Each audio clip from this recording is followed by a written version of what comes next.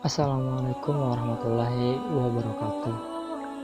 Bismillahirrahmanirrahim. Riwayat Datu Suban Rantau. Datu Suban atau Datu Sumiran atau Datu Syaiban adalah penduduk asli di kampung Tatakan. Beliau hidup bersama seorang istri tinggal di pantai Munggu Karikil, Rantau. Karena sangat miskinnya, setiap harinya beliau hanya makan ubi kayu. Namun, kemiskinan bukanlah penghalang bagi beliau untuk selalu beramal dan mengerjakan ilmu-ilmu yang beliau miliki. Selain ahli ilmu tasyawuf, Datu Suban juga ahli dalam ilmu teguh kebal, ilmu kabariyat, ilmu dapat berjalan di atas air, ilmu ma'alih berganti rupa, ilmu pandangan jauh, ilmu pengobatan, ilmu kecantikan, ilmu falakiyah, ilmu tauhid, dan ilmu firasat. Dengan ilmu yang dimiliki beliau, itulah banyak orang berdatangan dari berbagai daerah untuk menuntut dan mendapatkan ilmu-ilmu tersebut kepada Datu Suban. Para penuntut ilmu atau murid beliau yang terkenal ada 13 orang, yaitu Datu Murkad, Datu Tamingkarsa, Datu Niang Talib, Datu Karipis, Datu Ganun, Datu Argih, Datu Ungku, Datu Labai Duliman, Datu Harum, Datu Arsanaya, Datu Rangga, Datu Galuh Diang Bulan, Datu Sanggul. Di antara ilmu-ilmu yang selalu beliau ajarkan atau tak pernah ditinggal dalam setiap pemberian pembelajaran adalah ilmu mengenal diri, yaitu ilmu makrifat.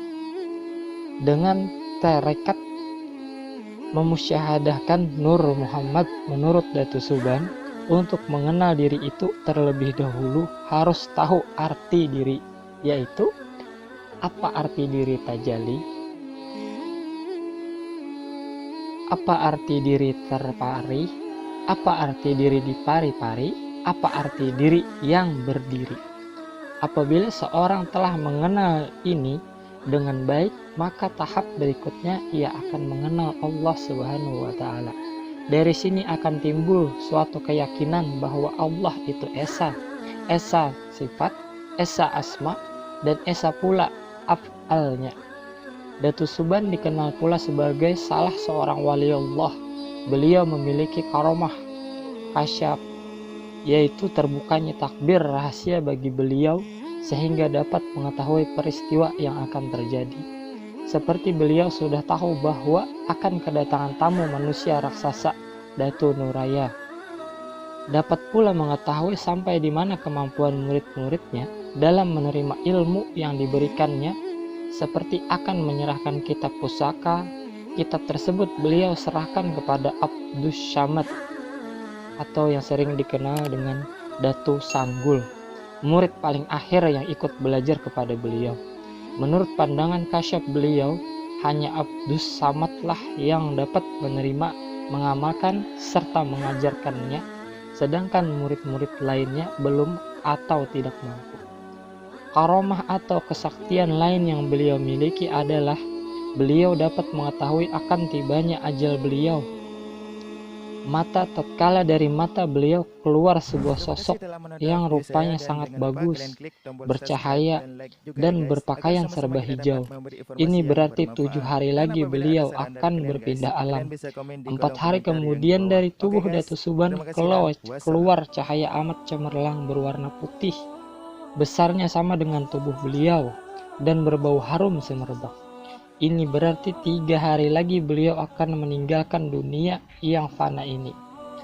Setelah mengalami beberapa saat kejadian yang telah dilaluinya ini dan merupakan tanda-tanda bahwa beliau akan segera meninggalkan dunia fana ini, maka segeralah Datu Suban memanggil murid-muridnya.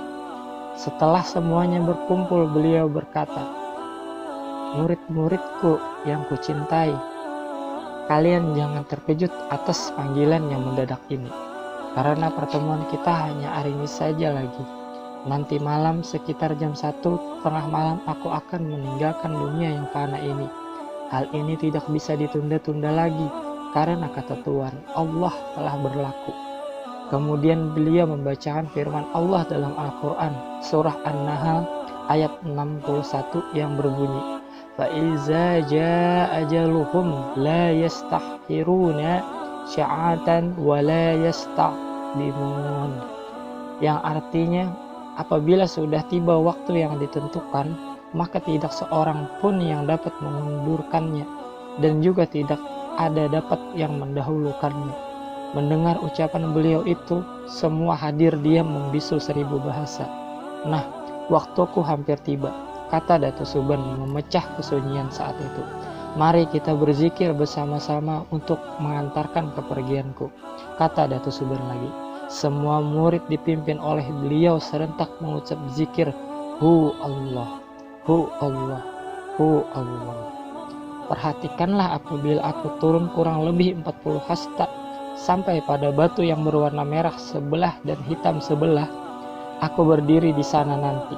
Maka pandanglah aku dengan sebenar-benarnya, yang ada ini atau yang tiada nanti. Lihatlah aku ada atau tiada. Kalau masih ada diriku ini tidak menjadi tiada, berarti ilmu yang kuajarkan kepada kalian itu belum sejati. Tetapi bila aku menjadi tiada, berarti ilmu yang kuajarkan kepada kalian adalah ilmu yang sejati dan sempurna. Lanjut Datuk Suban kepada murid-muridnya. Setelah berkata demikian, beliau diam. Tak lama kemudian meletuslah badan Datuk Suban, dan tak lama kemudian secara perlahan timbul asap putih, hilang asap, timbul cahaya nur yang memancar-mancar sampai ke atas ufuk yang tinggi. Kemudian lenyap ditelan kemunculan cahaya rembulan. Semua yang hadir merasa takjub dan terkesima menyaksikan kejadian yang ada di hadapan mereka. Kemudian terdengar suara gemuruh murid-murid beliau, teriring ucapan, Inna lillahi wa inna ilaihi raji'un. Sesungguhnya kita ini milik Allah dan kepadanya lah kita akan kembali. Assalamualaikum warahmatullahi wabarakatuh.